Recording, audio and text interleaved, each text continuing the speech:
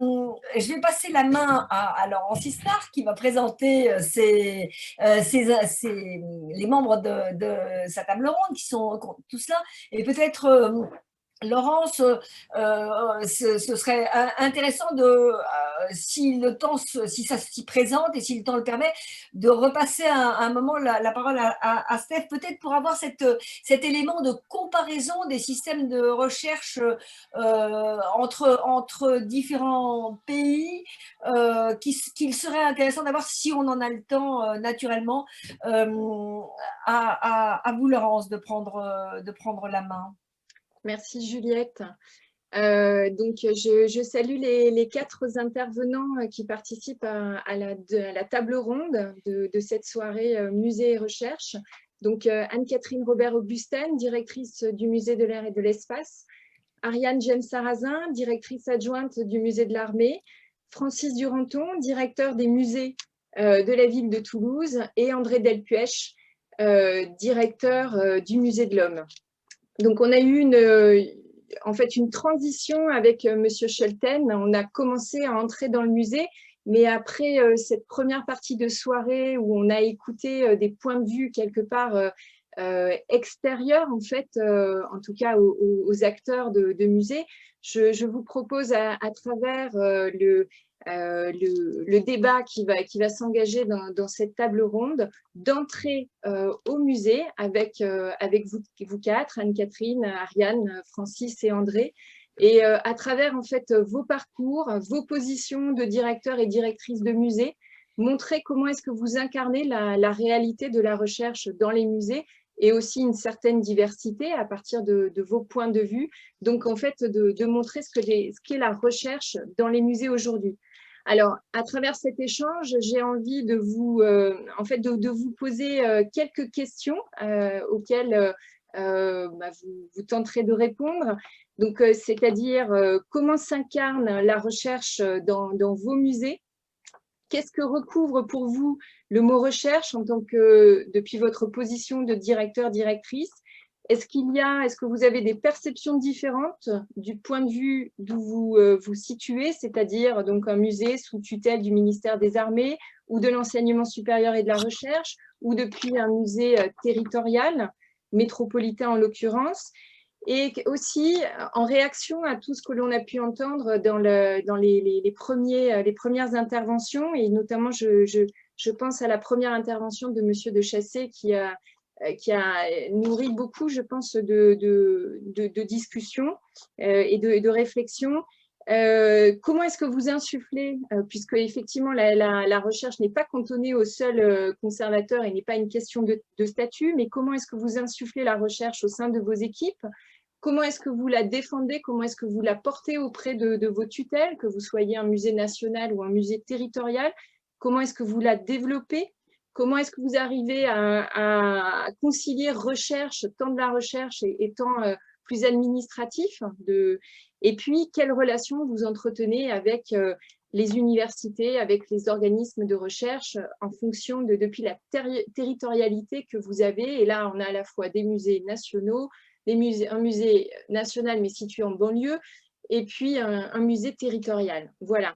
Est-ce qu'Ariane, vous voudriez bien commencer par essayer de répondre à toutes ces questions et donner votre point de vue? Donc, Ariane James-Sarrazin, directrice adjointe du Musée de l'Armée. Merci beaucoup, Laurence. Bonjour à tous. Je vais faire écho à beaucoup de choses qui ont été d'ores et déjà développées par Éric de Chassé. Ça ne le surprendra, j'espère pas, parce que ma perception de la recherche rejoint pour beaucoup celle qu'il a exposée.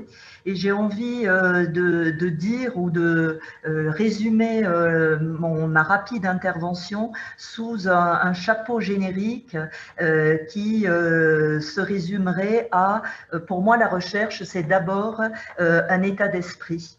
Et cet état d'esprit, donc, on essaie de l'incarner très, très modestement au musée de l'Armée.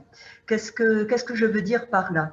Je voudrais d'abord partir d'un constat que nous avons tous fait, à savoir que le musée, en tant qu'institution, comme d'ailleurs l'école, fait partie de ce que l'on a considéré pendant longtemps comme des institutions d'autorité qui étaient perçues et qui sont d'ailleurs encore perçues par beaucoup comme détentrices et surtout dispensatrices d'un savoir que je qualifierais de certifié et de référentiel. Or, aujourd'hui, on voit bien que la société a changé par rapport à cet état de fait et à cette conception traditionnelle du musée, comme d'ailleurs de l'école. Nous en voyons le symptôme à travers un certain nombre de faits, notamment la remise en cause très générale du principe d'autorité, la démultiplication des prescripteurs et des canons d'opinion, et ce que je qualifierais, vu depuis ma fenêtre de musée d'histoire, de primauté donnée plutôt à la mémoire qu'à l'histoire, à l'opinion plutôt qu'au savoir. Face à ce contexte tout à fait particulier, il me semble que l'interpénétration de la recherche et du musée en tant qu'institution devient d'autant plus impératif, mais pas de n'importe quelle manière. Je m'explique. Face à ce constat que nous avons tous fait, il ne s'agit absolument pas de mener une sorte de combat d'arrière-garde qui consisterait à reconstituer au sein de nos musées une forme de doxa qui ferait du musée une citadelle ou un mastaba d'une vérité ou de la vérité avec un grand V.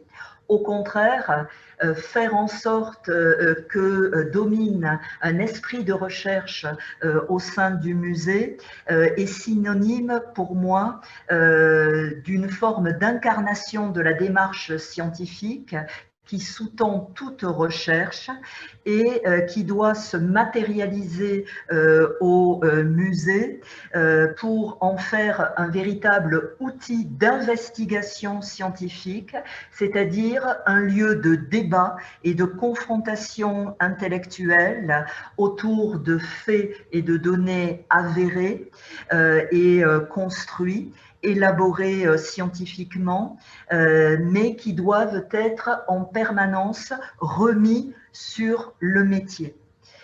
De ce fait, nous avons aujourd'hui tous conscience de l'historicité multiple de nos musées. Cette historicité multiple, elle se fonde d'abord sur celle des objets dont nous avons la garde. Elle se fonde aussi sur l'historicité de la mise en récit que nous proposons. Et elle se fonde enfin sur l'historicité de l'institution même qu'est le musée, puisque depuis notamment Pierre Nora et Christian Autain l'a rappelé et les lieux de mémoire, nous savons bien que le musée en lui-même est un objet de recherche en tant que tel.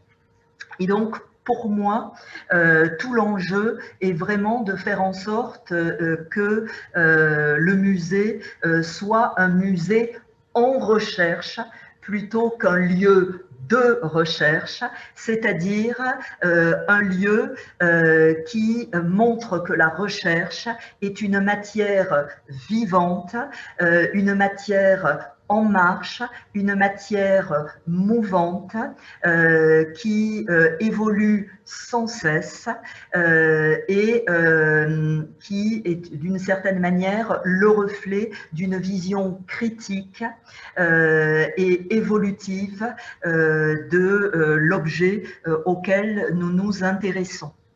Donc ce terme de musée en recherche, plutôt que de lieu de recherche en tant que tel, me semble tout à fait fondamental et répondre à cette vision dynamique qui sous-tend l'esprit scientifique et l'esprit de recherche. Alors, ce musée en recherche que je décris et qui est d'autant plus fondamental pour un musée d'histoire comme le musée de l'armée, il s'appuie prioritairement, on l'a dit, sur des collections. Mais ces collections, elles doivent être vécues comme des sources à part entière, des sources primaires qui font elles-mêmes appel à d'autres sources secondaires et en tant que sources, elles doivent être critiquées. La recherche au musée, ressource dynamique, elle part des objets, mais comme l'a souligné Éric de Chassey, elle ne s'y limite absolument pas, car les objets relèvent d'un contexte notamment historique qu'ils éclairent et qui les éclairent en retour. Et c'est notamment le cas pour un musée d'histoire comme le nôtre. Ce musée en recherche, d'autre part, il doit ambitionner de croiser les questionnements et de décloisonner les questionnements, ce qui permet de faire appel à une pluralité de disciplines scientifiques qui ne se limitent absolument pas au domaine dont le musée incarne une forme de spécialité.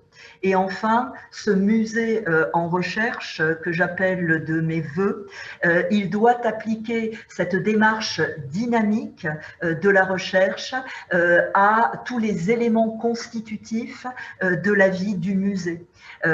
Aussi bien les acquisitions, les restaurations, les accrochages, les expositions temporaires, les parcours permanents, en lui appliquant une double démarche, celle qui pourrait être, je dirais, qualifiée de recherche appliquée. C'est le cas notamment dans le cadre des expositions temporaires, par exemple, où il s'agit très souvent, en tout cas en matière historique, de donner à voir et à transmettre le produit d'un savoir qui synthétise les connaissances des spécialistes sur un sujet, et puis une démarche qui pourrait être qualifiée de recherche fondamentale qui, elle, est un travail plus silencieux sur le long terme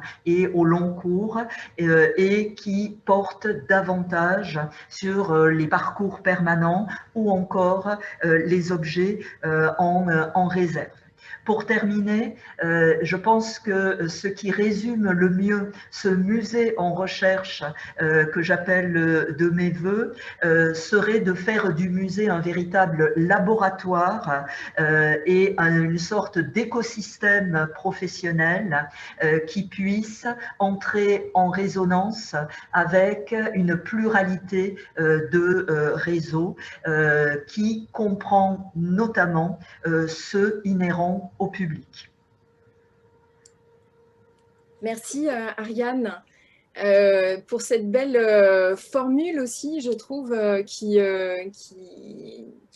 reprend et qui ouvre plein de perspectives sur le musée en recherche. Francis Duranton, à Toulouse, pour les musées de la ville de Toulouse et peut-être en particulier pour le Muséum d'histoire naturelle, est-ce que c'est aussi un musée en recherche, un musée lieu de recherche? Enfin, comment est-ce que vous portez, vous investissez vous-même, vous êtes paléontologue, enfin chercheur de formation. Est-ce que vous pourriez réagir aux propos d'Ariane et de Steph Shelton également? Beaucoup de choses ont déjà été dites, donc je ne vais pas faire des redites. Je dirais qu'avant tout, pour moi, la recherche dans un musée, c'est un état d'esprit. C'est-à-dire le chercheur, par essence, il est curieux et il doit chercher dans toute une série, il doit convoquer éventuellement toute une série de disciplines pour nourrir une réflexion et une problématique. Donc pour moi, la recherche est un état d'esprit et je voudrais dire tout de suite que dans les musées, on a beaucoup parlé de collections ce soir, on oublie quand même que le deuxième pilier du musée, ce sont nos publics. Et donc, pour moi, la recherche dans les musées, elle est aussi bien le fait de scientifiques qui vont pouvoir travailler dans des collections, quelle que soit la nature de la collection, avec un travail de recherche scientifique, mais également de gens qui vont aussi étudier l'objet musée en tant que lui-même, et en particulier une de ses constituantes essentielles qui sont les publics. Et ces recherches-là sur les publics, pour nous, elles sont directement utilisables lorsqu'on se retrouve en tant que conservateur en train de manager une institution. On a besoin de connaître, de comprendre, d'analyser les attentes, et on a besoin de ces travaux de recherche pour pouvoir piloter nous-mêmes nos institutions. Alors, j'ai la chance de diriger un musée d'histoire naturelle et les collections d'histoire naturelle sont déjà reconnues en fait aujourd'hui au niveau national à travers le programme IRECOLNAT comme grande infrastructure de recherche. C'est-à-dire que ce sont des sources d'objets, c'est l'ensemble des collections naturalistes françaises est un objet de recherche en tant que tel et participe, si vous voulez, de différentes problématiques et thématiques de recherche. Et on voit effectivement, c'est peut-être un petit peu différent dans les musées scientifiques que pour les autres musées dont j'ai la chance de m'occuper, les musées d'histoire de l'art, du musée d'archéologie ou autres. On voit à travers l'ANR en ce moment qu'il y a par exemple un appel à manifestation d'intérêt sur la culture scientifique. On voit bien qu'il y a des programmes de recherche qui s'enclenchent dans ce domaine-là. On a également 1% culture scientifique dans la loi de programmation de la recherche. On a également aussi tout le programme de recherche qui est porté sur les réseaux de médiation par universités. Donc on voit qu'il y a déjà autour des musées scientifiques, en tout cas, ou des musées et des centres de sciences, un ensemble de programmes de recherche qui sont en train de s'élaborer, plus ou moins, pour essayer d'amener un petit peu aussi cet esprit de recherche au sein des équipements. Alors, comment moi j'incarne la recherche dans l'équipement? D'abord, la recherche, elle n'est pas le fait du simple directeur, hein, c'est aussi tous les personnels du musée qui participent de la recherche. Ça a été très bien dit dans le chat tout à l'heure. Oui, effectivement, les assistants de conservation, les attachés de conservation, il y a des quantités de personnes qui interviennent dans la problématique de recherche. Par contre, moi, ce que je demande en général à mes équipes, c'est que c'est une recherche non pas sur les collections, mais autour des collections. Pour moi, la collection, c'est un prétexte. C'est-à-dire, l'objet m'intéresse par sa sémiologie d'une certaine manière. L'objet, on va pouvoir, bien sûr, comme tout professionnel du musée, nous allons documenter au mieux nos collections, retrouver comment elles sont arrivées chez nous, les documenter avec toutes les analyses qui sont portées par d'autres collègues spécialistes, les ethnologues qui vont nous aider, des anthropologues, des botanistes, bref, toute une série. On va convoquer toute une série de disciplines pour pouvoir comprendre nos collections. Mais on va pouvoir également, à partir de ces collections-là, développer des problématiques de recherche. Des problématiques de recherche qui sont en lien avec nos collections et pas forcément uniquement sur nos collections. Typiquement, ce qu'évoquait Roland May tout à l'heure, les problématiques de recherche autour de la conservation de nos collections. Travailler sur la conservation d'ammonites pyriteuses est par exemple une vraie problématique pour la conservation parce que la pyrite, malheureusement, se dégrade régulièrement et pose de vrais gros problèmes pour la conservation dans nos collections. Donc on a aussi ces problématiques qui sont liées autour de nos collections. Et puis également, nos collections sont souvent une des étapes qui va permettre d'élargir une problématique de recherche. Toute la difficulté, c'est comment articuler tout ça avec le travail, qui est le travail de fond du musée, de gestion des collections et autres, et en même temps, cette nécessité absolue que nous avons à développer la recherche. Donc, soit on a capacité, et on peut porter des programmes de recherche, moi j'ai moi-même porté des programmes de recherche sur la conservation des collections en fluide ou des projets collectifs de recherche avec des collègues archéologues, on peut être à l'initiative et on peut être également aussi une des composantes d'une équipe de recherche. Et c'est là que nos liens sont extrêmement importants parce que le musée n'est pas une institution isolée du reste, mais elle se retrouve dans un écosystème, comme ça a été très bien dit tout à l'heure, dans un écosystème au milieu de toute une série de gens qui également ont un intérêt pour nos collections et l'enjeu pour nous, directeurs de musée, c'est de trouver les bons équilibres, c'est-à-dire ce qui va bien évidemment nourrir la réflexion même du chercheur et nourrir sa réflexion, son travail de recherche, et en même temps faire en sorte que le travail de recherche qu'il va porter puisse nous-mêmes nous éclairer sur nos propres collections et sur nos pratiques. Et donc, c'est toute cette interface qu'il faut bâtir avec les différentes institutions de recherche que sont les universités, le CNRS, l'INSERM, en fait, toutes les grandes infrastructures de recherche. Et je crois qu'il est extrêmement important, en tout cas, que les personnels des musées, pas uniquement les conservateurs, mais que les personnels des musées soient intégrés dans ces réseaux de recherche. Pourquoi? Pourquoi? Parce que quand on est intégré dans ces réseaux de recherche, et qui sont souvent portés, alors j'ai presque perçu une forme de dichotomie entre la recherche universitaire et la recherche dans les musées. Non, non, moi je me considère comme un chercheur universitaire comme les autres et comme un chercheur de musée comme les autres. Il n'y a pas de dichotomie. Pour moi, il n'y a pas de limite entre les deux. La recherche est un état d'esprit, c'est un état d'esprit qui est partagé entre un certain nombre de gens qui occupent des positions dans les universités et d'autres personnes, d'autres types de personnels qui participent de la recherche et qui occupent un certain nombre de postes dans d'autres institutions comme les musées. Il y a pour moi un continuum, il n'y a pas de dichotomie. Par contre, il y a effectivement, dans les avancées de carrière, des manières qui sont différentes. Ça a été très, très bien souligné tout à l'heure. Un chercheur va avancer quand il publie des publications de rang A, il avancera beaucoup plus vite, alors qu'un conservateur de musée peut faire des publications de rang Z et ça ne lui posera aucun problème pour son avancée de carrière. Donc la problématique, et donc il est important que ces deux mondes se connaissent, se comprennent et comprennent les enjeux des uns et des autres. Et ça, ce n'est que par une discussion féconde que l'on va pouvoir ainsi établir des problématiques de recherche qui vont à la fois répondre aux exigences de l'avancée de carrière d'un chercheur, mais en même temps également aux besoins d'une institution muséale, qui se doit, par sa position un petit peu, je dirais, intermédiaire entre les deux, où il est à la fois acteur, chercheur, mais en même temps, parce qu'elle accueille et qu'elle a pour mission aussi des missions de délectation de nos publics, elle se doit de faire cette médiation également entre ce monde de la recherche et un monde qu'on pourrait qualifier de profane, elle-même étant à chaque fois l'institution, nous sommes également aussi les profanes dans certaines disciplines. Lorsque je travaille avec des chercheurs en optique sur la mise au point de scanners, je fais du travail de recherche avec ses collègues, mais je ne suis pas du tout un spécialiste d'optique. On peut donc, et c'est l'intérêt des musées, y permettre le croisement entre une multiplicité de disciplines de recherche qui vont collaborer autour de problématiques que nous sommes à même d'identifier, d'apporter ou de soutenir pour pouvoir développer finalement de la recherche qui peut avoir des visions très appliquées, nos pratiques professionnelles, par exemple, nos publics, nos problématiques de conservation, mais également des problématiques de recherche beaucoup plus fondamentales.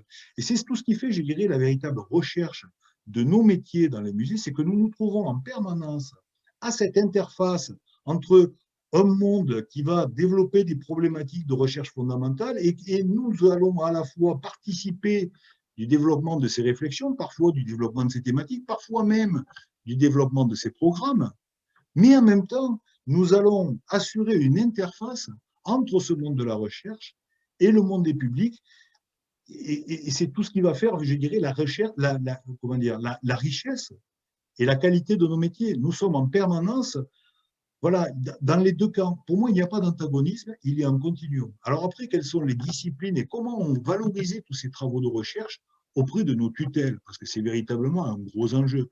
Nos élus, moi, lorsque je travaille avec mes élus, quand on leur dit oui, oui, on fait de la recherche, je dis oui, écoutez, occupez-vous des collections, la recherche, ce n'est pas vraiment votre travail, c'est plutôt le travail de l'université. Et non, justement, c'est là qu'on leur explique que notre recherche se fait souvent en lien avec nos collègues universitaires sur nos propres problématiques et que c'est les résultats aussi de cette recherche qui vont alimenter finalement notre quotidien, qui vont alimenter nos expositions, qui vont alimenter tout le travail scientifique que nous menons dans nos équipements. Et c'est par cette, je dirais, discussion féconde entre les uns et les autres que nous allons pouvoir faire cela. Et donc, le travail qu'on doit mener, en tout cas que moi j'essaie de mener auprès de nos politiques, c'est de leur montrer tout l'intérêt, effectivement, de la participation des personnels des musées à des programmes de recherche. Lorsque j'envoie une de mes collègues assistantes de conservation dans un partenariat que je bâtis, qui est conventionné, parce qu'il faut bien articuler les choses avec le CNRS, et qu'elle part pour 3 semaines au Brésil au mois d'août, tout de suite on me dit, vous lui payez des vacances au Brésil. Ben non, non, on participe à des programmes de recherche et à partir de là, on va pouvoir développer des expositions. Et c'est comme ça qu'on a fait une exposition au Cas Amazonie dans laquelle on a convoqué des Amérindiens pour nous parler eux-mêmes de l'Amazonie, pour ne pas avoir le discours de l'ethnologue qui parle de l'Amazonie, mais que ce soit les Amazoniens eux-mêmes qui nous parlent et qui nous donnent à voir ce qu'ils veulent bien nous donner à voir de leur culture. Donc on voit qu'il y a, et ça c'est par ces actions de recherche que l'on va également nouer les contacts, nouer effectivement toutes les collaborations qui vont permettre de faire émerger derrière eh bien, des projets qui sont au cœur du fonctionnement de nos institutions, des expositions temporaires, des expositions permanentes et qui vont finalement nourrir les uns et les autres. Et donc tout le travail que l'on mène auprès de nos élus, c'est de leur faire comprendre ça. Après, comment concilier recherche et administration, c'était une des questions de Laurence tout à l'heure. Ben, c'est compliqué, mais je crois qu'en même temps, moi j'arrive à un âge, si vous voulez, quand on regarde une carrière de chercheur, en général, un chercheur n'est pas productif toute sa vie. Pendant sa jeunesse, en général, il est productif, il a 40, 45 ans, 50 ans, selon les disciplines, eh bien, il va se consacrer davantage, je dirais, un peu plus à l'administration de la recherche et il va finalement, à travers les sujets de thèse qu'il va proposer à ses étudiants, continuer à nourrir sa réflexion et voilà, il n'a plus vraiment besoin de faire une carrière, il va pouvoir nourrir sa réflexion et travailler avec des... Mais c'est exactement la même chose. Moi, je suis maintenant un vieux conservateur et à travers les programmes de recherche que portent un certain nombre de mes collaborateurs, eh bien, je participe d'une certaine manière d'une forme d'administration de la recherche. Et donc, tout ce travail, c'est un travail, je dirais, du quotidien, c'est un travail de réseau. Ça a été très, très bien dit par notre collègue écossais tout à l'heure. Il y a un travail de réseau à faire et à bâtir entre les musées et l'écosystème dans lequel ils évoluent, écosystème dans lequel on va retrouver les universités, mais pas uniquement les universités. Les recherches entre musées aussi sont extrêmement importantes. Et je pense qu'il y a une vraie, un vrai travail à développer dans les années à venir en ce sens, des collaborations entre musées, des collaborations bien sûr avec des organismes de recherche et autres. Et voilà un petit peu, je dirais finalement que la recherche dans un établissement, dans un musée, pour moi c'est un état d'esprit, elle doit être insufflée à l'ensemble des personnels, parce que c'est par la recherche finalement que nous nous trouvons à la fois bien dans nos métiers, mais également bien dans ce que nous pouvons transmettre à nos publics, pour qui en général, ce qui est présenté au musée, c'est la vérité, mais en même temps, notre rôle aussi, c'est de leur faire comprendre que la vérité, notamment dans les disciplines scientifiques, c'est souvent une vérité instantanée et que nous sommes très souvent en remise en cause de la vérité et leur faire comprendre que la controverse, c'est finalement ce qui fait avancer la recherche. Ça me paraît absolument fondamental. C'est en ce sens-là que j'essaie de travailler avec l'ensemble de mes équipes. Merci. Merci Francis. Enfin, à travers vos propos, vous avez montré parfaitement à quel point c'est vivant. C'est des questions vivantes et concrètes et qui revêtent tout un tas de formes. En tout cas, ça donne envie d'aller travailler à Toulouse. Alors maintenant, si on regarde, on revient en Île-de-France et on s'éloigne un peu de Paris, au Bourget, au musée de l'air et de l'espace. Anne-Catherine, Ariane, Francis ont montré à quel point en fait il y avait un état d'esprit de cette démarche scientifique. Enfin, je pense que l'expression musée en recherche peut être reprise. Comment est-ce que vous l'incarnez? Comment est-ce que vous le vivez au musée de l'air et de l'espace? Merci beaucoup Laurence, merci beaucoup mes collègues, j'espère que vous m'entendez bien. Écoutez, moi je suis vraiment ravie. Alors c'est pas toujours facile de passer dans les deux derniers et il y aura André après moi, donc vous avez déjà dit énormément de choses, mais moi aussi je vais revenir un peu sur les toutes premières interventions et rejoindre mes collègues. Cette table ronde, la deuxième, était une table ronde où on voulait faire parler en fait les directeurs d'établissement qui d'une certaine manière sont aussi des chercheurs. Et pour moi, comme on l'avait souligné dans la préparation, pour moi, ça reste quand même deux mondes qui doivent travailler ensemble. Alors, j'insiste bien deux mondes parce que je fais partie de ces deux mondes. Je suis effectivement directeur d'établissement et professeur associé, c'est-à-dire qu'à la fois, je dirige un établissement 110 personnes, des collections et d'une taille d'ailleurs importante qui amène des réflexions très importantes et on va y revenir. Et à la fois, j'enseigne en Master 2 avec une vingtaine, 25 étudiants que je dois idéalement amener le mieux possible possible dans l'entrée de cette vie active. Et je pense que depuis une vingtaine d'années, c'est cette double casquette de directeur d'établissement et de professeur d'université qui m'a permis, d'une certaine manière même, de survivre à cette situation. Et je vous rejoins tout à fait. C'est une situation où la recherche aujourd'hui a tendance, c'est vrai, il faut quand même le dire, à l'université, de considérer que si vous n'êtes pas un professeur à temps plein universitaire, eh bien, vous ne faites pas de la recherche. Et si vous êtes au musée, eh bien, oui, vous vous occupez de vos collections, mais enfin, vous les étudiez. Et c'est vrai que la terminologie d'étudier est intéressante, mais à la fois, l'étude peut amener à beaucoup plus que simplement, comme tu l'as dit, Francis, travailler sur sa collection. On fait bien plus que ça et on le fait bien plus dans tous nos établissements. Donc c'est vrai que depuis quelques années, et particulièrement confrontée à cette collection assez particulière que représentent les grands formats au Musée de l'Air et de l'Espace, eh bien on a mis en place toute une série, ou remis en place toute une série de réflexions autour de la recherche au musée, et ça est passé simplement par une réorganisation. On l'a peut-être pas mentionné dans les différents intervenants, mais dans l'organigramme, par exemple. Quand je suis arrivée, la mention de recherche dans l'organigramme n'existait pas. Donc j'ai insisté pour que dans le département scientifique et des collections, non seulement il y ait la terminologie de scientifique et non pas simplement de conservation, mais qu'il y ait également un département dédié à la recherche. Alors, ça prendra du temps, j'en ai totalement conscience, mais c'était déjà symbolique, et je rejoins mes collègues, ça a nécessité de la part des agents, du personnel du musée, de s'intégrer, de s'approprier cette notion de recherche. Ça a surtout d'ailleurs forcé à une discussion. Qu'est-ce qu'ils entendent par recherche? Pour répondre à ta question, Laurence, qu'est-ce que c'est la recherche au musée? Qu'est-ce qu'ils entendaient peut-être simplement de moi, arrivant un peu avec cette vision parfois extérieure et intérieure. Et progressivement, eh bien, ils en sont arrivés à la compréhension de ce que j'essayais peut-être de leur amener, c'est-à-dire à la fois travailler sur les collections, ce qu'ils faisaient déjà sans aucun souci, mais surtout aller regarder ailleurs, sortir un peu de ces zones de confort, aller chercher des instituts qu'ils ne connaissaient pas forcément. On monte une ANR avec l'Institut de la soudure. Alors vous allez me dire, peut-être c'est parce que je connais ce milieu-là, et encore, c'est eux qui l'ont trouvé logiquement, puisqu'on monte une ANR sur la corrosion dans les grands formats et particulièrement dans les avions. Donc travailler avec une institution comme l'Institut de la soudure, qui reste une école supérieure aussi pour former des ingénieurs à ces questions, eh bien ça ne va pas de soi, et pourtant c'est essentiel dans nos musées. C'est vrai qu'on a nos établissements habituels, mais on est allé aussi chercher, par exemple, du côté de l'armée de l'air, on est allé chercher dans leurs différentes formations des ingénieurs aéronautiques qui n'ont pas l'habitude de venir au musée, si ce n'est peut-être comme un visiteur. Et là, tout d'un coup, on leur a demandé d'être partie intégrante de nos programmes de recherche.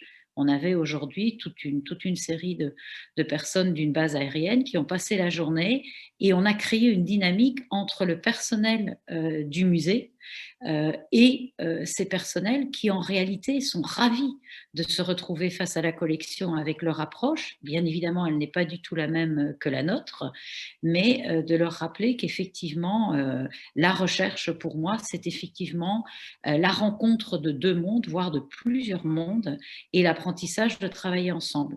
Alors l'apprentissage de travailler ensemble, c'est évidemment un respect mutuel, respect d'une forme de méthodologie, malgré tout toujours une forme de protocole, d'analyse, de méthodologie.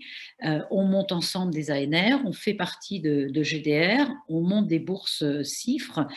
Et c'est vrai qu'on a besoin aussi de comprendre le monde de l'autre. Le monde de l'enseignement supérieur et de la recherche est un monde qui parfois n'est pas forcément compréhensible par les collègues de la culture. On a chacun ses acronymes, mais on a aussi chacun ses réticences.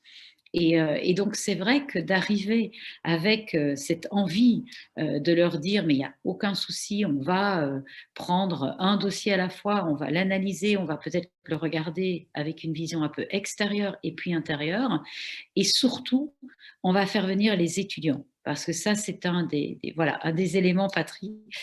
Francis a parlé des publics, et moi, j'ai parlé des étudiants, parce que là, ça fait effectivement presque 2 heures et demie que nous discutons de la recherche et des musées, mais au cœur de la recherche, il y a les futurs enseignants, et avant, ils sont d'abord des étudiants, des doctorants, des chercheurs. Et les étudiants aujourd'hui, eh bien, on serait surpris que dans beaucoup de matières, dans beaucoup de formations, ils ne sortent pas de leur milieu. Et là, je crois que le musée, nos musées ont un rôle essentiel à jouer dans l'accueil, dans le partenariat, et je sais que via l'INP et d'autres centres de recherche, on va le faire et c'est en cours, mais on doit le faire beaucoup plus largement au sein de l'université, d'avoir ce réflexe. J'ai le souvenir, il y a plus de 20 ans, quand j'ai commencé ma thèse, je travaillais quand même sur des objets techniques, je travaillais sur un sujet quand même très histoire des sciences et des techniques, et les professeurs qui m'accompagnaient n'avaient pas le premier réflexe n'était pas d'aller dans un musée. C'était pas le premier réflexe, simplement parce que leur premier réflexe, c'était de travailler sur les sources, de travailler dans les archives. La première chose qu'on vous disait en tant qu'historien des sciences et des techniques, c'était de dire: trouvez votre corpus d'archives, trouvez vos sources, soyez les seuls sur le sujet. On aurait pu nous dire en même temps, trouvez vos objets et intégrez la notion d'archives, de sources et d'objets. Et ça, je sais qu'il y a eu une évolution très importante dans les 20 dernières années, probablement aussi parce que nos enseignants sont de plus en plus habitués aussi à travailler avec les collègues des musées. Mais je pense que là, c'est un point vraiment à souligner. C'est que tant qu'on amènera les étudiants et nos étudiants, tous nos étudiants, quelque discipline qu'elle soit, dans nos musées, eh bien, nous pourrons créer ce pont entre deux mondes. C'est avec eux que l'on commence. On a mentionné la culture scientifique et technique quand on travaille à l'université, comme j'ai pu le faire. Un doctorant spécialisé, qu'il soit en biologie ou en chimie, ne va jamais avoir forcément un premier réflexe d'aller dans une partie des collections. Il va parfois avoir l'impression qu'il perd son temps. Donc, on avait mis en place des programmes où certaines heures étaient reconnues, et là, je vous rejoins tout à fait, majorité des intervenants, il faut, au niveau du ministère, une reconnaissance que le temps et l'investissement que nous passons dans les musées et dans l'enseignement de la culture scientifique et technique et la pratique dans les musées doit être reconnu dans un cursus de maître de conférence, donc après dans un cursus de professeur. Et inversement, je suis tout à fait d'accord avec vous que dans la préparation des conservateurs, eh bien, effectivement, le pont avec l'université doit se créer, et doit se créer en ne faisant pas forcément peur les uns avec les autres. Donc pour moi, c'est ce que je retiendrai, ces deux mondes qui doivent apprendre à travailler ensemble. On est certainement sur la bonne voie, on continue à être sur la bonne voie, mais on se rend compte qu'on n'a pas toujours exactement le même langage. Et en ce sens, misons sur la jeunesse, misons sur nos étudiants.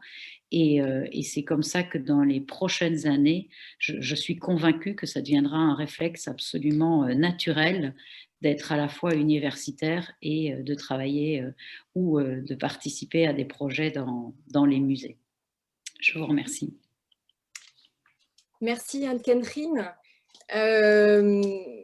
André Delpuech, quel est votre point de vue depuis le musée qui incarne le mieux la recherche, en tout cas au cours de l'histoire du XXe siècle, donc dans le nouveau musée de l'homme, ce musée laboratoire, comment vous portez la recherche? Et puis peut-être qu'on pourra aussi rebondir, je vois sur une question du chat, sur le rôle du conservateur. Alors après, voilà, il y a toujours ce mot, là c'est en anglais, donc curator, sur ces projets de recherche portés par les musées. Je vous laisse la parole, André. Oui, merci Laurence. Bonsoir à toutes et à tous. parlant en dernier, je vais sans doute pas reprendre un tas de choses qui ont déjà été dites et très bien dites par mes prédécesseurs dans la première table ronde ou dans la seconde, mais peut-être justement réagir sur un certain nombre de choses et aussi faire part de certains points de vue que j'ai pu développer au cours de ma carrière. Un peu comme Francis, j'arrive plutôt vers la fin de ma carrière, donc on peut se permettre des fois certaines réflexions liées à sa propre expérience. Alors bien sûr, moi je suis dans un cas de figure en ce moment, en tout cas de ma carrière très particulier, puisque j'ai la chance de diriger le Musée de l'Homme, qui est un des sites du Muséum national d'histoire naturelle et qui dépend donc du ministère de l'Enseignement supérieur et de la Recherche. Donc, bien entendu que la recherche est quelque chose d'assez fondamental dans notre institution. Et puis, le Musée de l'Homme, créé par Paul Rivet en 1937, Paul Rivet lui-même avait défini ce concept de musée-laboratoire, voilà, qui était un petit peu, si je puis dire de manière anachronique, dans l'ADN de l'époque et de la création de ce musée. Et de fait, dans la particularité du Muséum national d'histoire naturelle et de son site du Musée de l'Homme, on a une grande quantité de chercheurs, on ne va pas rentrer dans le détail, mais juste le département Hommes et Environnement qui regroupe 6 laboratoires, certains sont au Jardin des Plantes, d'autres au Trocadéro, c'est plus de 300 chercheurs qui de près ou de loin sont en connexion avec l'institution donc du musée du Palais de Chaillot. Donc j'allais dire on a pléthore de chercheurs, même si avec lesquels on peut travailler, même si par rapport à ces deux mondes qui étaient évoqués à la fin, ben là aussi, il faut apprendre à travailler ensemble parce que, bien sûr, les chercheurs peuvent avoir un certain point de vue. Certains d'entre eux, d'ailleurs, ne se sont pas du tout impliqués, ce n'est pas du tout un reproche dans notre métier de musée. Ils font leurs recherches fondamentales au sein de leur laboratoire, rattachés au muséum et au CNRS ou à l'IRD. Et voilà, de toute façon, on ne pourrait pas absorber tout ça. Et puis d'autres, effectivement, participent plus activement à nos missions de musée dans différents domaines, sur les collections, sur les expositions, sur les galeries permanentes, sur les débats qu'on peut avoir. Peut-être j'y reviendrai rapidement tout à l'heure. Dans tout ce rôle-là, effectivement, j'ai observé, on l'a signalé à plusieurs reprises dès le début, je pense qu'on continue, et c'est assez incroyable quand même encore en 2021, de souffrir d'une certaine vision un peu caricaturale avec d'un côté effectivement des chercheurs qui seraient des universitaires ou des chercheurs au CNRS, et ce qui serait, je ne sais pas, le summum de la hiérarchie évolutive peut-être de nos disciplines, et puis les personnels qui travaillent dans les musées, bah, eux seraient peut-être un cran en dessous, et j'ai souvenir de quelques exemples, je ne citerai pas trop lesquels, mais voilà, où j'avais parfois l'impression que d'un côté, il y avait des chercheurs qui étaient des grands savants un peu stratosphériques, c'est comme ça que j'ai pu les qualifier, et que nous, nos métiers dans les musées, en quelque sorte, consistaient à épousseter les collections sur les étagères des réserves, et qu'on était vraiment deux mondes parallèles, quoi. Et ça, effectivement, c'est, je pense, un grand danger qui nous guette, et qui a pu être fatal à certaines institutions par le passé, hein, parce qu'un certain nombre d'institutions ont développé, Anne-Catherine l'évoquait à la fin, la création d'un département recherche. On a vu des exemples comme ça où ont été créés un département de la recherche et un département alors, du musée, du patrimoine, appelons-le comme on veut, et où parfois ces deux entités ont navigué en parallèle, mais quelque part sans jamais se rencontrer, voire en divorçant, et ça a pu amener à des échecs hein, de certaines institutions. Je pense que vous en connaissez certaines qui sont mortes de leur belle mort il n'y a pas si longtemps, et je sais par exemple que ça a été un débat dans le poste que j'occupais précédemment au musée du Quai Branly, où le Quai Branly est un établissement public sous la double tutelle du ministère de la Culture d'une part et du ministère de l'Enseignement supérieur et de la Recherche. Et donc, il y a un département de l'enseignement et de la recherche d'une part et un département du patrimoine d'autre part. Et parfois, il faut bien le souligner, il y avait quand même une difficulté de dialoguer entre ces deux mondes. Quelque part, d'un côté, comme si les conservateurs et les équipes des musées étaient cantonnés au rôle de s'occuper des collections, mais vraiment dans une vision parfois assez restrictive, et des chercheurs qui, eux, seraient plus des penseurs, et en tout cas dans des domaines comme Branly ou le Musée de l'Homme, en anthropologie ou autre. Alors, je pense que les temps évoluent, et de ce point de vue-là, c'est aussi quand même à réaffirmer encore et toujours à mon sens, en tout cas, le rôle et la nécessité d'avoir des scientifiques dans les équipes de musées et aussi à la tête des musées.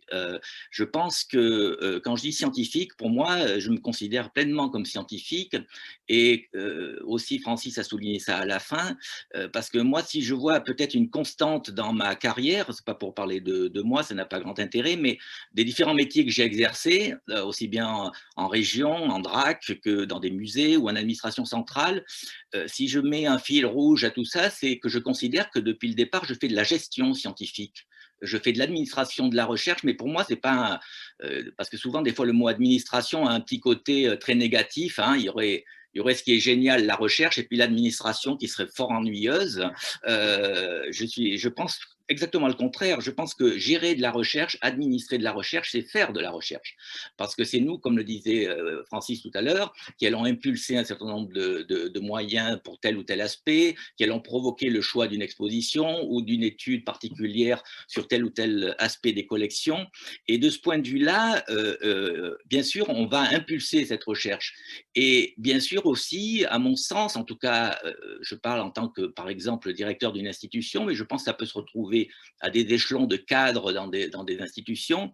Je considère qu'on est effectivement des gestionnaires de la recherche d'une certaine forme, mais moi j'aime bien faire des comparaisons et souvent, quand je discute notamment avec des étudiants ou des plus jeunes gens, on peut se qualifier, alors selon son ego, on peut se qualifier de différentes manières. Des fois, je dis que moi, je me considère comme un médecin généraliste hein, par rapport à des spécialistes en médecine, mais un médecin généraliste, ô combien il a son rôle à jouer. Hein, c'est lui le coordinateur, la garde de triage, la personne qui va orienter. Alors, si on est un peu plus si on a un peu plus de vision de soi, on peut se qualifier de chef d'orchestre. Hein. Je pense que ça pourrait être un terme aussi qu'on aime bien. J'aime bien aussi parler parfois de réalisateur de film. Hein. Voilà, un réalisateur de film, ben, dans son film, il y a des vedettes qui sont les acteurs, mais aussi il y a des ingénieurs du son, des techniciens. Et à la fin, ben, on dit qu'un film est réussi, mais quand même, le réalisateur, il a besoin de trouver des producteurs pour financer son film. C'est parfois aussi notre mission de chercher des mécènes ou de trouver des financements pour telle ou telle recherche. Et quand on va, passez-moi l'expression, vendre cette recherche ou vendre ce projet, c'est aussi par notre conviction de scientifique, par l'état d'esprit. J'ai bien aimé le terme qui a été introduit depuis le début. Et bien sûr, on ne peut pas comparer, il faut comparer ce qui est comparable. On ne peut pas comparer la recherche d'un scientifique du CNRS qui travaille toute sa carrière sur un créneau très étroit, et c'est nécessaire pour faire avancer cette science. Je ne sais pas, moi, au Musée de l'Homme, il y a des gens qui travaillent en génétique. Voilà, bon, c'est leur créneau. Moi, je connais les fondamentaux de la génétique. Je n'ai aucune prétention à pouvoir parler d'égal à égal avec eux, avec le niveau de leur discipline. Par contre, c'est important d'être un peu au courant de ce qui se passe, de comment ça marche, parce que c'est comme ça qu'on va articuler les choses et bien s'insérer, là aussi j'ai aimé ce terme, dans un écosystème, parce que la recherche, c'est pas un acte isolé, et encore moins aujourd'hui que jamais, c'est un acte de travail en équipe, et donc de ce point de vue-là, effectivement, on a cette chance, je pense, dans les musées, d'être un carrefour avec différents écosystèmes. On est à la charnière de plusieurs mondes, c'est des termes qui ont été dits ce soir, et ça me paraît important. Et peut-être pour finir et pas être trop long, puisque la soirée avance, je dirais aussi que notre rôle de scientifique, il est aussi dans notre méthode de travail, dans la méthode scientifique que l'on va produire, et surtout aussi dans le discours scientifique qu'on va tenir au bout de la chaîne. Je pense qu'aujourd'hui, ça a été évoqué aussi, et notamment en introduction par Juliette, je pense qu'aujourd'hui, et surtout dans les musées de société, je considère que notre musée est un musée de société, qui est aussi un musée des idées, c'est un terme que j'aime bien, parfois même peut-être plus qu'un musée de collection, en tout cas pour ce qui nous concerne. Et dans ce musée des idées, on va traiter de sujets graves, de sujets importants sur le racisme, sur l'évolution, sur justement la génétique, notre prochaine exposition va s'intituler Aux frontières de l'humain. On va explorer un certain nombre de problématiques liées à l'intelligence artificielle, liées aux manipulations génétiques, liées aux limites du sport et des champions, voilà, toutes les limites du corps humain. Et là, je pense que c'est fondamental qu'on soit bien en prise et en possession de prise de parole, pour ne pas laisser la parole à d'autres, parce que, y compris dans nos sciences sociales et anthropologiques, on voit bien comment la science peut être manipulée. L'an dernier, et ça sera ma conclusion, on a tenu à honorer le réseau de la résistance du Musée de l'Homme qui s'est mis en place dès 1940. Et pour reprendre ce que disait Christian Autain en disant qu'il faut se revendiquer d'un héritage, de l'héritage de nos prédécesseurs, je pense que c'est important quand on voit comment l'anthropologie et l'archéologie a pu être manipulées à certains moments obscurs de notre histoire, notamment lors de la Seconde Guerre mondiale. Je pense qu'aujourd'hui, plus que jamais, la production d'un discours scientifique de haut niveau, argumenté, porté avec conviction est indispensable et nécessaire. Christian soulignait aussi que l'intellectuel devait être un homme d'action. Pour finir avec Paul Rivet, quand même, qui est quand même un des personnages clés de notre maison au Trocadéro. Paul Rivet, dès 1934, avait créé le comité de vigilance des intellectuels antifascistes. C'était aussi pour démontrer que la science anthropologique avait pleinement son rôle dans la cité et que devait jouer un rôle politique, et politique au sens noble, c'est-à-dire d'un rôle dans la ville et dans la cité dans lesquelles on vit. Voilà, je vous remercie. Merci beaucoup, André, pour cette mise en perspective intellectuelle et cette resituation aussi de la science dans les engagements intellectuels qui sont portés par les musées, notamment le Musée de l'Homme. Moi, ce que je retiens de vos interventions, sans vouloir faire de synthèse, je laisse l'exercice à Christian Autain, mais peut-être qu'on aura le temps pour une question, c'est des mots, c'est le terme écosystème, des mots qui sont très vivants, en fait, porteurs de questions vivantes. L'écosystème, la notion d'interface et puis d'état d'esprit. D'état d'esprit notamment apporté par Ariane à travers cette expression de musée en recherche. Alors, mais il y a aussi un point, je ne sais pas si on a le temps du coup de redonner la parole à Steph Scholten, sur peut-être en fait un aspect qui est peut-être typiquement un peu français, de dichotomie entre deux mondes et une appréhension d'un monde de la recherche et le monde des musées. Je ne sais pas, Juliette, je vous rends la main pour savoir si on peut revenir avec un point de vue un peu extérieur. C'est toujours bien de sortir un peu de chez soi. Merci, merci Laurence. J'étais en train de vous mettre dans le petit chat. No, happy to say a few words, if that is... Oui, je suis tout à fait prêt à parler, si ça peut être apprécié. Je pense de mon expérience, j'ai travaillé aux Pays-Bas, au Royaume-Uni, sur des projets dans plusieurs autres pays, surtout dans l'Ouest, dans l'Occident, je dirais. La dichotomie entre la recherche moderne, les universités et les institutions, les établissements sont très similaires. Par exemple, le Louvre, le V&A, le musée à Londres, ont leurs propres instituts de recherche. Mais il y a un focus différent dans le genre de recherche qu'ils effectuent, parce que dans les musées, il y a toujours, ce n'est pas un point négatif, il y a toujours un élément appliqué. On regarde toujours à quelque chose de plus ou moins concret et qui a un objectif, si je peux l'appeler comme ça. Je travaille tous les jours depuis 15 ans, depuis 20 ans pour concilier les conservateurs, les chercheurs. Je travaille avec les universités, les musées. Ce n'est jamais facile. Et parfois, quand cela fonctionne vraiment, c'est génial. Mais c'est un travail très difficile.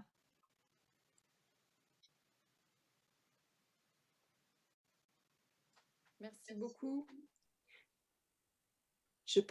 Juliette, je pense que vous pouvez... Oui, peut-être pas laisser les intervenants éventuellement prendre connaissance des questions qui sont posées dans le chat. Moi, j'en ai retenu évidemment vu quelques-unes. Il est beaucoup apparu dans vos commentaires, dans vos questions à vous les participants, cette idée cette question de qui fait de la recherche dans et pour les musées, avec peut-être une sorte de revendication que la recherche ne soit pas le fait des seules personnes du plus haut niveau des musées, les conservateurs, les curators en anglais, mais que ce soit une activité à laquelle tous soient amenés à concourir. Ça, peut-être, on peut le poser à nos directeurs de musées ici présents, Anne-Catherine sûrement, Ariane aussi. Je suis sûre que vous avez toutes les deux des réponses à apporter. Puis il y a la question de notre collègue suédois, je crois, qui nous dit, alors je ne sais pas si je la comprends très bien, qui dit la recherche elle ne doit pas se faire dans le musée mais plutôt hors du musée. Est-ce que j'interprète bien la question? Pauline, tu es peut-être notre interprète aussi. La question qu'il pose, qu'est-ce que vous en pensez? Est-ce que le musée doit être le terrain de recherche de professionnels qui sont à l'extérieur? Enfin, vous avez commencé à répondre à ces questions et je crois que ça vaut le coup d'en reparler maintenant. Ariane, peut-être?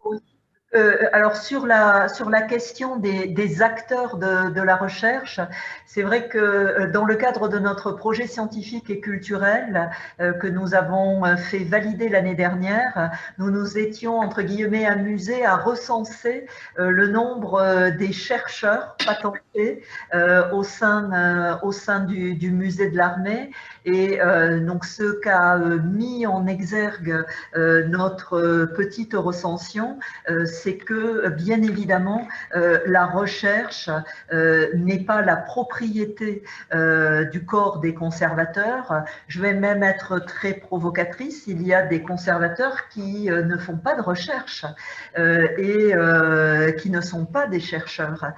Donc nous ne sommes pas en tant que conservateurs propriétaires de cet état d'esprit, loin s'en faut. Et par exemple au musée de l'Armée, c'est toute la conservation et même au-delà de l'équipe de conservation, énormément de collaborateurs qui sont des collaborateurs scientifiques faisant œuvre de recherche.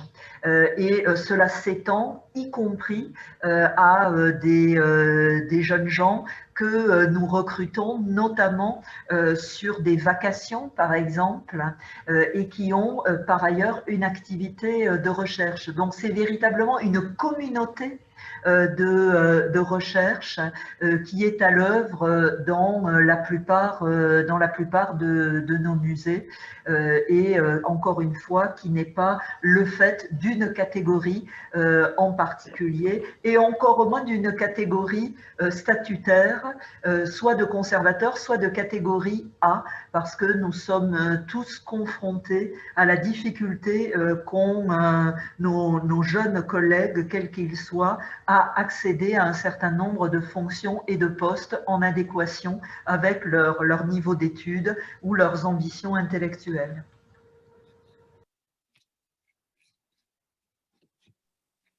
Je rebondirai, si vous le permettez, sur ce qui vient d'être dit. Moi, j'ai mis un point d'honneur systématiquement, tous les ans, le muséum publie son rapport d'activité, j'ai mis un point d'honneur à mettre en avant les publications réalisées par les personnels du musée, mais également aussi les autres publications qui mentionnent les collections du musée. Je fais bien la séparation entre les deux, justement pour bien montrer qu'il y a un continuum. Enfin, moi, je tiens beaucoup à cette idée de continuum. Moi, je me considère comme un scientifique, je suis paléontologue, je fais des publications dans des revues de rang international, ça ne me pose pas de problème. Et en même temps, je dirige un musée. Donc, je crois que tout est possible et il n'y a pas vraiment de difficulté dans ce cas-là, si ce n'est simplement une difficulté d'organisation et de prendre le temps, effectivement, de consacrer une certaine partie de son temps, soit personnel, soit professionnel, à des activités de recherche. Mais il me paraît important de bien mettre en avant cette dimension recherche dans nos équipements, et très souvent on l'oublie. Et effectivement, l'écriture d'un catalogue d'exposition, très souvent, c'est le résultat d'années de recherche.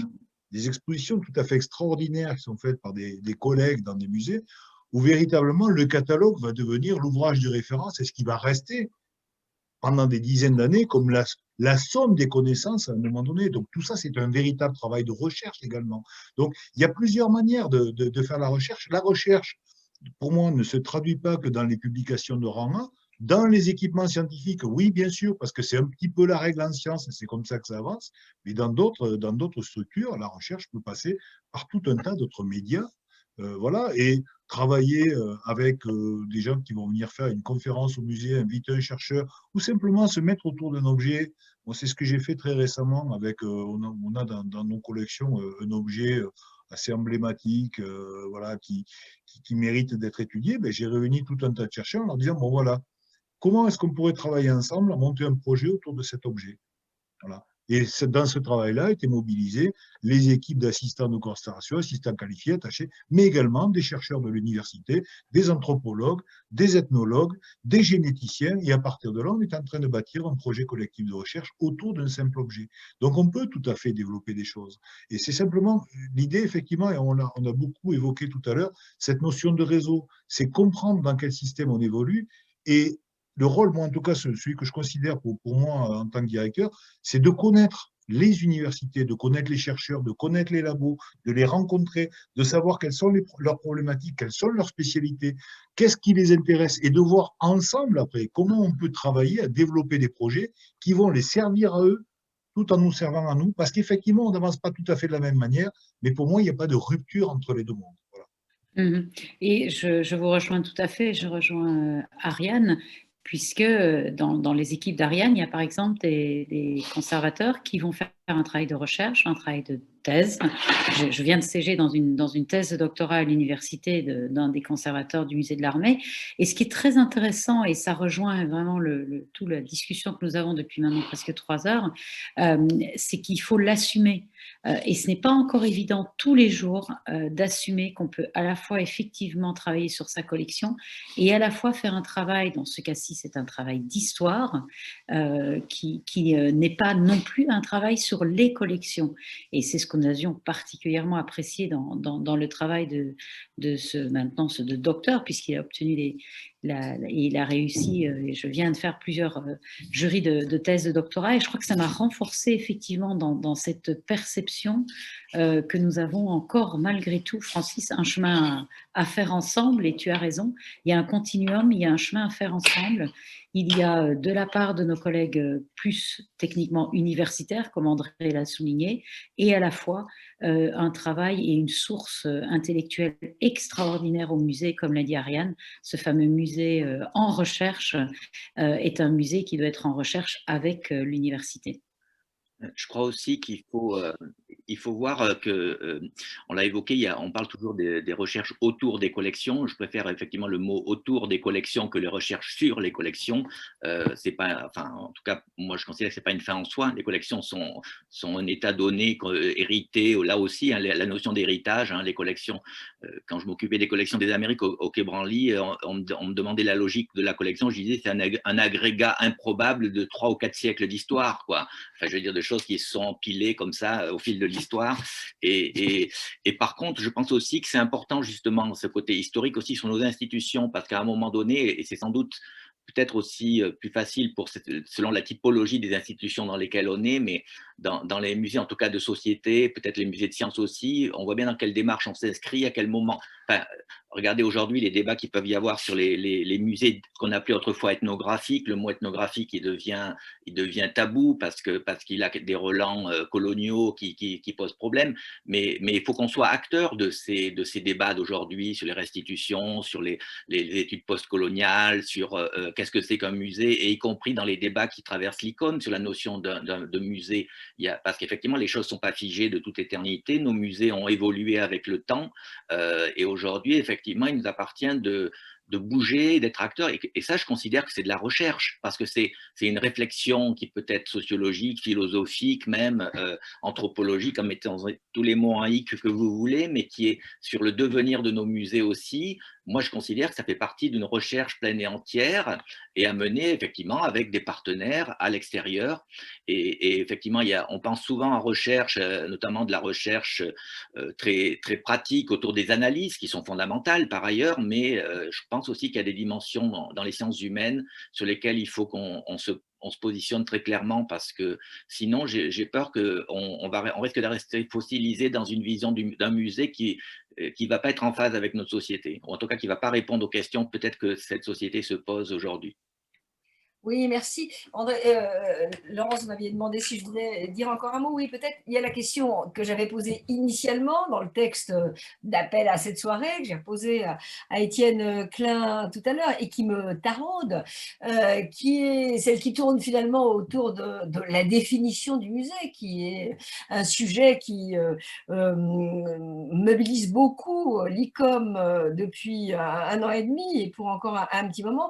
Et la question que j'avais envie de poser, c'est est-ce que c'est une hypothèse exacte de dire que ce qui au propre musée, peut-être ce qui définit un musée par rapport à tout autre lieu d'exposition, c'est précisément sa démarche scientifique, quel que soit celui ou ceux qui font la recherche dans le musée, qui travaillent sur les collections, qui les documentent, qui en font l'histoire, font l'histoire de leur provenance, indépendamment de cette question très importante que vous avez abordée du qui fait quoi. Moi, il y a une question qui me taraude, c'est est-ce que lorsqu'on dit que ce qui différencie un musée de tout autre lieu comparable d'exposition, concurrent, disons, polyphonique et inclusif, pour reprendre les termes de la définition, Éric de Chasset, je ne sais pas si vous l'avez dit au début, la définition de 2019 que nous avons quand même combattu à plusieurs d'entre nous autour de cette table ronde. Est-ce qu'on peut dire que la démarche scientifique est une caractéristique du musée qui le différencie d'autres lieux d'exposition? Oui et non. Parce que cette démarche scientifique qui sous-tend l'esprit de recherche, elle est aussi présente dans une institution culturelle et citoyenne que sont par exemple les archives. Qui me tiennent particulièrement à cœur. Lorsque un archiviste traite un fonds et qu'il doit décider en conscience, bien évidemment en respectant un certain nombre de normes, ceux qu'il conserve et ceux qui peuvent faire l'objet d'un tri, il est obligé de connaître à la fois les évolutions historiographiques, mais également en tant que chercheur lui-même, de se poser la question de ce que un chercheur comme lui et les chercheurs du futur pourront utiliser comme source afin d'orienter la recherche vers d'autres voies. Donc, de ce fait, la recherche fait partie des caractéristiques de l'institution muséale, mais de la même manière que tous les conservateurs ne font pas de la recherche et ne sont pas des chercheurs, la recherche n'est pas la singularité propre dans le monde culturel du musée. Peut-être pas la recherche, mais la méthode. Peut-être que c'est la méthode scientifique qu'on emploie de manière très globale dans nos musées qui les singularise. C'est-à-dire qu'en fait, moi, j'aurais tendance un peu à rejoindre la question de Juliette en disant c'est quoi, qu'est-ce que c'est une méthode scientifique? Bon, déjà, on va émettre des hypothèses, on va les tester, et puis nos conclusions sont réfutables. Et c'est peut-être ce qui fait la force de nos équipements, c'est-à-dire que la réfutabilité de ce que l'on met, c'est aussi ce qui va permettre de générer à la fois la confrontation et la controverse. C'est-à-dire qu'on se pose beaucoup la question du musée militant, toutes ces choses-là, mais très souvent, lorsque le musée est militant, j'ai eu l'occasion dans mes voyages en Afrique du Sud de voir un seul point de vue. Est-ce que c'est vraiment un musée militant quand on présente un seul point de vue? Oui, mais est-ce qu'on est vraiment dans ce que nous, héritiers du siècle des Lumières, on met derrière le mot musée avec sa vision universaliste, ça c'est peut-être un vrai débat qui est intéressant. En tout cas, c'est celui qui court beaucoup au sein de notre profession et en particulier de l'ICOM en ce moment. Je veux dire, la vision universaliste du musée, bien évidemment, c'est quelque chose qui pour nous, en tout cas, Européens, Français, est quelque chose d'important. Et parce qu'effectivement, on n'est pas structuré de la même manière que d'autres pays, avec d'autres manières de voir. On n'a pas le même système d'État. Donc, il y a beaucoup de choses qui sont derrière et qui sont extrêmement complexes. Donc, définir la singularité du musée, je dirais, voilà, c'est un lieu où la controverse reste possible. Mais c'est un lieu où on a une controverse apaisée. C'est-à-dire, on n'est pas là pour… Voilà, c'est un lieu de rencontre, c'est un lieu de débat, c'est un lieu de production d'idées, c'est un lieu de culture qui va s'appuyer effectivement sur des collections constituées dans un moment particulier d'une histoire, comme le disait André, et avec parfois des agglomérats improbables. Et je rejoins tout à fait ce que disait André quand je regarde les collections que nous conservons dans les musées de Toulouse. Il y a des agglomérats totalement improbables. Mais voilà, on est les héritiers d'une histoire. Mais en même temps, on se doit aujourd'hui, au XXIe siècle, de re-questionner cette histoire et probablement que le musée, c'est peut-être l'endroit, le lieu où on peut avoir des discussions apaisées autour d'enjeux de société qui sont des enjeux souvent clivants, déchirants. Et ce qui va faire, à mon sens, un petit peu la force du musée, c'est justement, je dirais presque le poids de l'institution qui est censée voilà, dire les choses, en tout cas les mettre calmement sur la table, de façon à pouvoir permettre de nourrir une réflexion. Moi, je dis tout le temps, en tout cas, nous, c'est comme ça que nous avons positionné les musées, en particulier le Muséum de Toulouse, c'est pour nourrir un débat instruit. C'est notre rôle un petit peu, de permettre aux gens d'avoir les outils, après de faire leurs choix, qui peuvent être totalement opposés à l'opposé de ce que nous allons choisir, mais en tout cas, on leur a donné des outils, des armes, et à partir de là, on a nourri leur réflexion, et donc leur choix, leur opinion peut devenir aussi débattable que la nôtre, et parfois même aussi respectable que la nôtre, parce qu'elle parle de notre point de vue, et il est toujours extrêmement important d'entendre le point de vue de l'autre sur soi pour se faire son image de soi. Merci Francis. En tout cas, voilà, on sent qu'on pourrait encore poursuivre des heures, mais il est 20h59 et je pense que le moment est venu de donner la parole à Christian Autain pour faire une synthèse, une petite conclusion sur tout ce qui a été dit, très très riche en termes de réflexion et de débat apaisé et plein d'humanité, me semble-t-il. Christian ? Merci Laurence, et encore une fois bonsoir à toutes et à tous. C'est toujours un plaisir égal pour moi de participer à ces soirées de déontologie de l'ICOM et d'assurer le temps des conclusions. Un plaisir très partagé, je crois, puisque ce soir encore nous avons été très nombreux à souhaiter vous entendre, chers intervenants.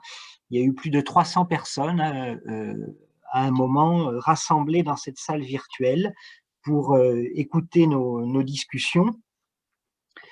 Et s'il y a peut-être une chose qui caractérise encore plus que d'autres secteurs de la culture le monde des musées, ce n'est pas forcément cet esprit de recherche, ce n'est pas forcément cette méthode, c'est peut-être un goût particulier pour le débat, pour la controverse, pour l'échange, avec, c'est vrai, des institutions particulièrement dynamiques comme l'ICOM qui sont capables de rassembler des tables rondes, des panels tels que ceux-ci, tout en leur donnant aussi une ouverture internationale très, très importante. Et pour moi, ça rejoint un petit peu un des points que j'avais développé tout à l'heure, qui était sur cette singularité finalement des musées dans le champ patrimonial, qui est cette position dominante et cette très grande ouverture internationale aussi, qui donne tout de suite au débat un tour finalement moins franco-français ou qui met plus à distance et met plus en question la singularité française. Alors, pour commencer, je reviendrai sur la formule qu'a employée Ariane et qui a été reprise par Fabrice Duranton, Francis Duranton, le musée en recherche, la recherche comme état d'esprit, et le musée animé d'un esprit de recherche. Ce qui sont autant de figures, je dirais, de l'institution comme étant en mouvement, comme étant en quête et comme étant finalement le contraire d'une structure figée et assise sur ses certitudes. Avec l'idée aussi que cette recherche, elle se manifeste selon deux modalités, mais qui doivent l'une comme l'autre être nourries par cet esprit de recherche, qui est la recherche fondamentale, que l'on fait seul ou avec d'autres, et la recherche appliquée, que l'on fait notamment pour d'autres, à destination des publics, les publics des expositions, mais aussi certainement le public des étudiants. Une dichotomie entre recherche appliquée et recherche fondamentale qui, si elle est animée par cet esprit de recherche, renvoie pour moi à une autre figure ou à une autre approche de la recherche qui était celle que mes collègues ethnologues du ministère de la Culture aimaient mettre en avant pour justifier la singularité et l'originalité de leur posture par rapport aux chercheurs purement académiques. Ils se refusaient à parler de posture de recherche appliquée, mais pour eux, leur travail de conseiller pour l'ethnologie était fait de recherche impliquée. Recherche impliquée où on retrouve l'esprit brandebourgeois que je mentionnais tout à l'heure en commençant mon propos, qui est celui de l'intellectuel comme étant aussi un homme d'action et quelqu'un qui parle dans la cité et qui parle au sein du politique. Alors cet esprit de recherche, comment fait-on pour le construire, pour le faire exister et pour le développer? Il y a eu une discussion au début sur la question de la formation. Je ne vais pas y revenir ici, ce serait maladroit, d'autant plus que c'était aussi une part de mon exposé. Mais je crois qu'on sera tous néanmoins d'accord pour dire que l'esprit de recherche n'est pas pour autant une posture spontanée, c'est en fait quelque chose d'extrêmement cultivé. C'est quelque chose qui se construit avec le temps, qui se construit dès le temps des études.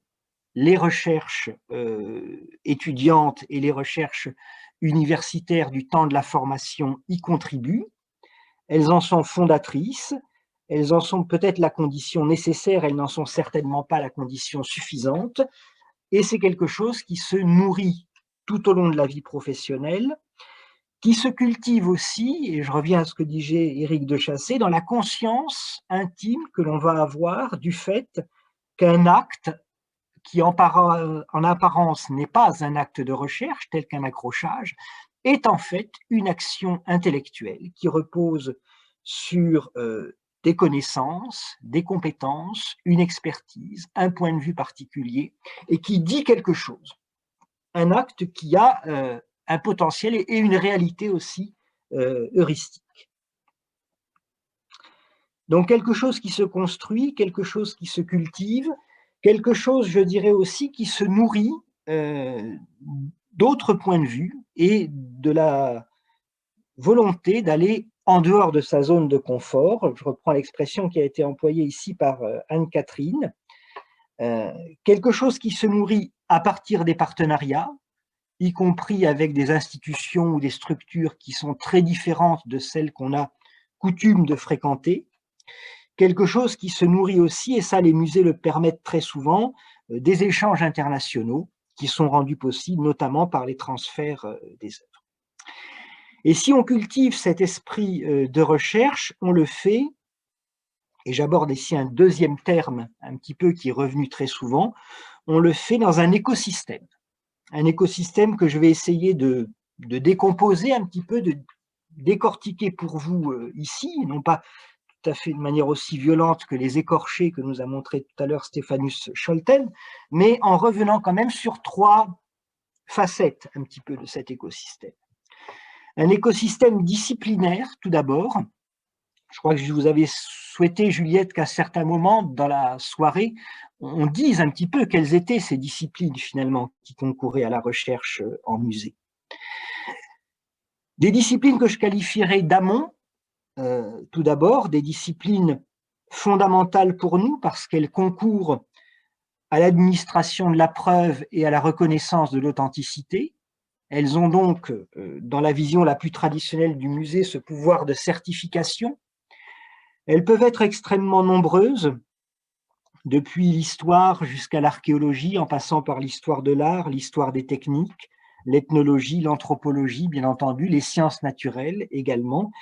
Elles sont celles que le professionnel du musée, quelle que soit son appartenance statutaire, apprend dans ses études et pratique souvent comme sa première langue scientifique.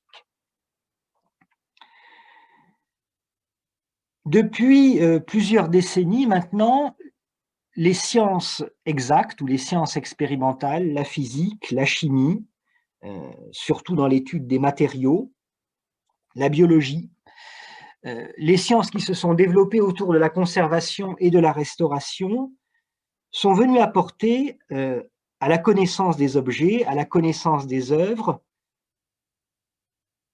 grâce à la technique, aussi un supplément de connaissances, qui est bien souvent aussi un supplément d'âme, quand il permet de les faire parler très au-delà de ce que le conservateur, avec sa science de l'histoire, est capable de faire. Et de fait, beaucoup d'institutions se sont développées aussi, j'y reviendrai dans un deuxième temps, liées à ces disciplines des sciences exactes qui œuvrent dans le champ de la conservation et de la restauration. Des disciplines maintenant que je considérerais comme étant les disciplines intérieures à la vie des musées, la muséologie en tant que discipline, en tant que science ayant ses problématiques propres, son corpus de références disciplinaires propres, son enseignement aussi, et sa capacité, je dirais, à transformer le monde et à transformer la pratique muséale. De ce point de vue-là, la muséologie occupe dans le champ du musée une place un petit peu comparable à celle que l'archivistique ou la bibliothéconomie peuvent avoir dans les institutions des bibliothèques ou des archives. Et des disciplines maintenant que je qualifierais plus périphériques, mais qui jouent un rôle essentiel dans la compréhension de ce qu'est le musée et de ce qui se passe dans le musée, de ce qui se passe au musée et de ce qui se passe avec le musée. Les disciplines des sciences sociales, on va retrouver ici l'ethnologie, mais convoquée non plus comme science de l'authentification, mais science de l'interprétation du fait muséal. La sociologie, l'histoire, mais on parlera ici de l'histoire plutôt des faits culturels ou de l'histoire de la culture, plutôt que de l'histoire en tant que discipline encore d'administration de la preuve. La sociologie, bien entendu, l'économie, le droit également. Comment cet écosystème disciplinaire fonctionne concrètement, avec des points de vue différents, Roland May à partir du CICRP ou Pascal Liévaux nous l'ont montré. Ils ont montré la complexité de cet écosystème institutionnel aujourd'hui, qui est devenu beaucoup plus complexe encore, je dirais, depuis une quinzaine d'années, notamment depuis les réformes qui ont été initiées à l'époque de Valérie Pécresse, lorsque beaucoup de choses ont bougé en fait du côté de l'enseignement supérieur, avec la mise en place des presses, puis des communes, mais aussi des LABEX, des IDEX, des Equipex, qui ont eu un rôle important dans le fonctionnement de nos institutions patrimoniales et notamment des musées pour créer de nouveaux espaces de travail partagés, de nouveaux espaces de collégialité entre chercheurs académiques et professionnels du patrimoine, de nouveaux espaces de dialogue et parfois des espaces finalement pour de premières rencontres qui n'existaient pas. Enfin, un écosystème complexe aussi parce qu'il est au sein de la société. Et vous avez été plusieurs à rappeler, Anne-Catherine, l'importance des étudiants pour travailler avec nous aussi et pour partager nos expériences. Vous avez été nombreux aussi à rappeler l'importance des publics et la nécessité qu'il y a pour nous à faire connaître cette recherche auprès des publics, que l'acte de médiation et l'acte de diffusion participent de la recherche dans le musée, contribuent à la rendre visible et contribuent aussi à nourrir ces problématiques. Et au-delà des publics ou à côté des publics, parce que c'est finalement le public souvent revisité sous un autre angle, le public militant, celui des différents groupes et des différentes communautés, qui peut être une mise en danger du musée si celui-ci se raidit dans sa posture disciplinaire, dans son rôle d'institution d'authentification des savoirs et de normalisation des savoirs, mais qui peuvent être aussi des nouvelles composantes d'un dialogue entre le musée et la société, pour peu qu'on n'abdique pas, et ça, cela a été dit aussi, la recherche d'un point de vue universaliste, fondé sur la science, et non l'adoption d'un point de vue strictement communautaire qui ferait qu'on ne construirait plus une histoire commune pour tous, mais où chacun se réfugierait dans l'histoire de chacun. Un écosystème, donc, mais un écosystème, il ne faut pas le nier, qui est aussi travaillé par des tensions, par des discussions sur la légitimité de qui peut prendre la parole, de qui doit la prendre, de savoir effectivement qui fait de la recherche dans un musée, et si la recherche que font les musées est une recherche comme les autres et une recherche au même titre que les autres. Et de ce point de vue-là, dans les points de vue qui se sont exprimés ce soir, on a senti certaines zones de travail un petit peu, ou de frottement, pour reprendre l'expression qu'on employait dans mes exercices de physique de première, déjà au sein du monde des musées, entre les professionnels qui seraient plus ou moins légitimes à parler en tant que chercheurs, qu'acteurs de la recherche, les conservateurs par rapport aux autres. Éric de Chassey a expliqué ensuite sur le chat les difficultés qu'il avait avec les appartenances statutaires. Moi, j'ai parlé de conservateurs lato sensu pour désigner toutes celles et ceux qui exercent une activité d'étude et de recherche en fait dans les institutions. Ça renvoie aussi au partage disciplinaire entre le monde des conservateurs et le monde des restaurateurs, ou le monde des conservateurs-restaurateurs, pour reprendre l'acception anglo-saxonne du terme, et puis l'extension aux autres catégories statutaires qui souvent participent aussi à ces activités de recherche, sans en avoir nécessairement ni l'onction académique, ni la reconnaissance professionnelle. A été souligné par ailleurs tout ce que le monde des musées avait pu connaître comme configuration variée de relations entre chercheurs académiques et conservateurs qui cherchent. Même si le mot n'a pas été prononcé, c'est bien des ATP qu'il a été question lorsqu'on a évoqué ces musées qui sont morts d'avoir vu se regarder pendant trop longtemps en chien de faïence un laboratoire, le Centre d'ethnologie française, et un musée, l'équipe des conservateurs du musée, mais tout ça a été très bien et très longuement et très sereinement finalement expliqué par Martine Segalen dans La vie d'un musée. Je n'y reviendrai pas. Il y a des enjeux aussi, c'est vrai, il y a des enjeux dans le positionnement des professionnels des musées par rapport au monde de la recherche académique. Je sors un petit peu de la neutralité de ma synthèse pour dire que je ne sais pas si on peut vraiment parler de continuum. À mon avis, il y a des points effectivement où la posture que nous occupons au sein de l'administration ou auprès de tutelle a son importance. De même que la liberté du chercheur qui ne rend de compte qu'à ses pairs, qui incarne en quelque sorte la science, a son importance aussi. Et pour moi, ce n'est peut-être pas en passant sous silence ces différences qu'on peut véritablement faire le point sur ce qui fait notre spécificité, ce que sont aussi nos limites peut-être aujourd'hui, et la manière dont on peut les travailler, voire peut-être pour essayer de les dépasser collectivement, ou en tout cas essayer d'en repousser les limites. Parce qu'il y a aussi un véritable enjeu, je dirais pratiquement collectif et communautaire pour nous. La recherche a très souvent été au cœur de nos passions initiales, elle est un des moteurs extrêmement puissants de notre activité scientifique, et on sait que pour autant, y compris même au sein d'une institution telle que le ministère de la Culture, elle n'est pas toujours reconnue comme ayant une activité qui a de la valeur.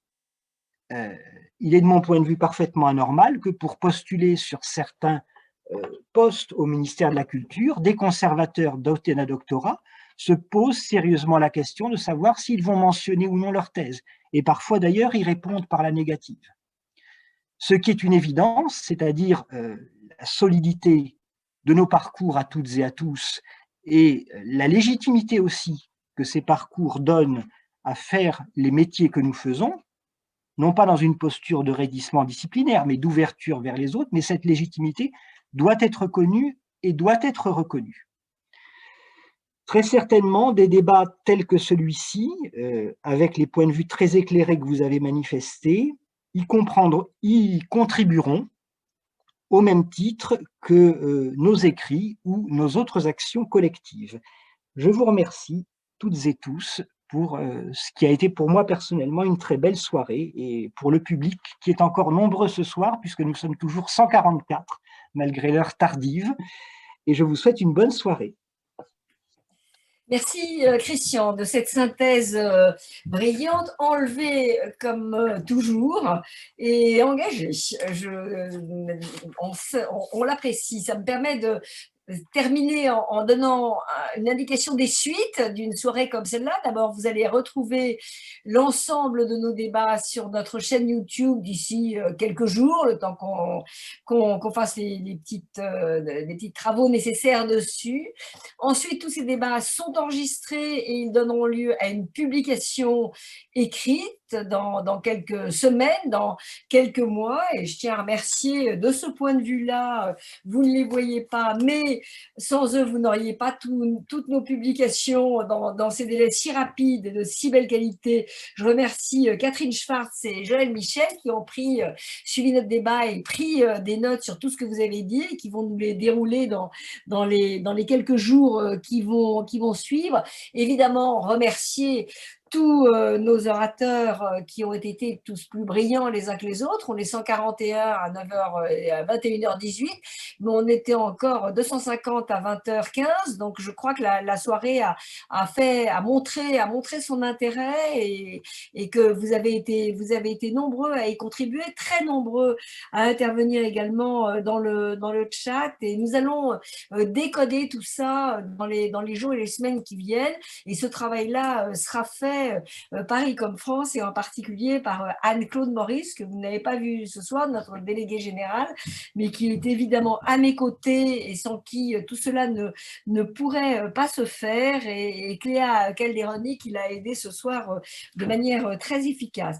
Prochaine soirée débat déontologie le 3 juin. Nous en avons fixé la date il y a très peu de temps, changez-la si vous étiez encore sur celle d'avril, 3 juin, sur la thématique de l'ingénierie culturelle.